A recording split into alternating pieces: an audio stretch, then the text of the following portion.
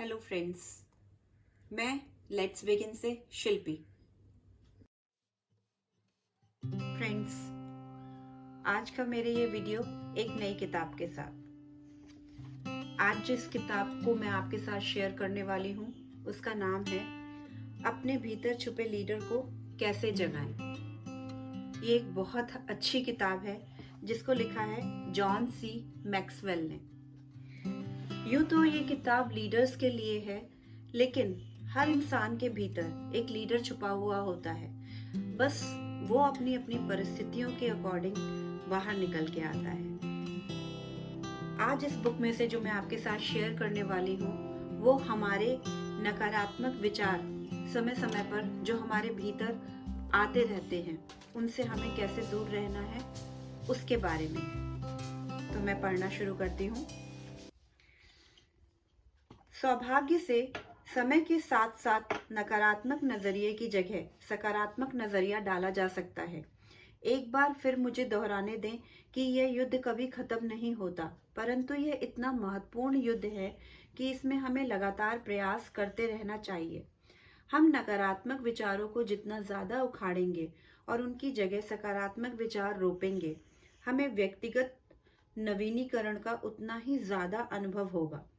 मेरी मित्र लीना वॉकर ने अपने दादाजी के बारे में एक श्रद्धांजलि लेख लिखा और उनकी एक ऐसी आदत का जिक्र किया जो मेरी मित्र में भी आ गई।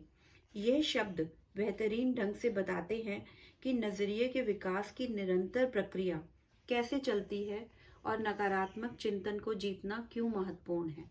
बहुत ध्यान से सुनिएगा। एक छोटी सी स्टोरी शेयर की है उन्होंने।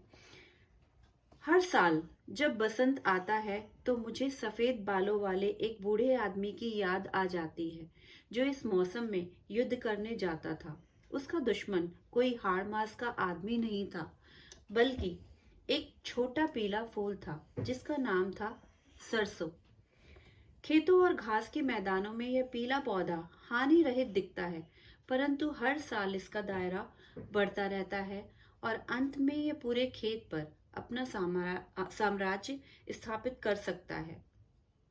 हर बसंत में मेरे दादाजी अपने खेतों में जाते थे और इन पीले फूलों को जड़ से उखाड़ते थे। आखिरकार मेरी शादी हुई और मैं ओयो में एक फार्म पर रहने लगी। हर बसंत में जब मैं बाहर देखती थी तो मुझे भी पीले फूल दिखते थे।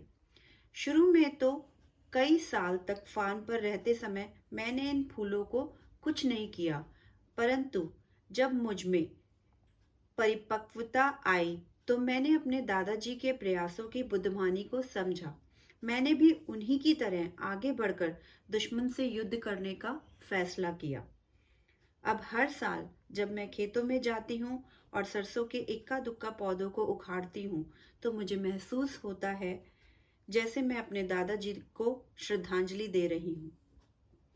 मेरे लिए खरपतवार हमारी बुरी आदतों और नकारात्मक विचारों का प्रतीक है। हमें इन चीजों को लगातार उखाड़ते रहना चाहिए ताकि सुखी और उत्पादक जीवन की हमारी खोज में हमारे जीवन के खेत हरे भरे रह सके। कितनी सुंदर बात इस पैराग्राफ के थ्रू राइटर ने कही है। हमारे जो नेगेटिव विचार हैं वो एक तरीके की खरपतवार है। जैसे खरपतवार को उगाने के लिए किसी तरह की पोषण की ज़रूरत नहीं होती है, इसी तरह से नेगेटिव विचार भी हमारे मन में खुद ब खुद आ जाते हैं। सबके मन में आते हैं, लेकिन ज़रूरी है कि हम कितनी जल्दी उनसे बाहर निकल पाते हैं, है ना। इसको एक एग्जाम्पल के थ्रू अगर मैं लूँ तो मान लीजिए जैसे हर हस्बैंड वाइफ में लड़ाई होती है ना, और थोड़ी कहासुनी हो गई मॉर्निंग में हस्बैंड वाइफ के बीच में, और फिर एज यूजुअल हस्बैंड अपने काम पे चले गए और वाइफ ने अपने घर के काम निपटाने शुरू कर दिए, है ना। और कोई दिन में ज़रूरत पड़ी तो वाइफ ने उनको कॉल मिलाया, किसी वजह से वो कॉल नहीं उठा पाए।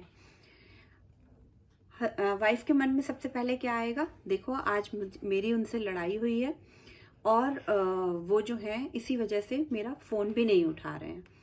तो हमने नेगेटिव, वो लड़ाई जो सुबह हुई थी उस नेगेटिव विचार को शाम तक अपने मन में बनाए रखा। बगैर ये सोचे कि हो सकता है कि वो मीटिंग में कहीं बिजी होंगे, कहीं बाहर निकले हुए होंगे, या किसी वजह से कोई हो सकता है कोई और वजह हो जिसकी वजह से वो फ़ोन नहीं उठा पा रहे हो, है ना? तो इसी तरीके की छोटी छोटी प्रैक्टिस को हमें अपनी लाइफ में इनबिल्ट करना है कि नेगेटिव तो आएगा हमारे जीवन में, बट कितनी जल्दी हम उससे बाहर निकल पाते हैं। तो आज एक खूबसूरत थॉट के साथ बस इतना ही।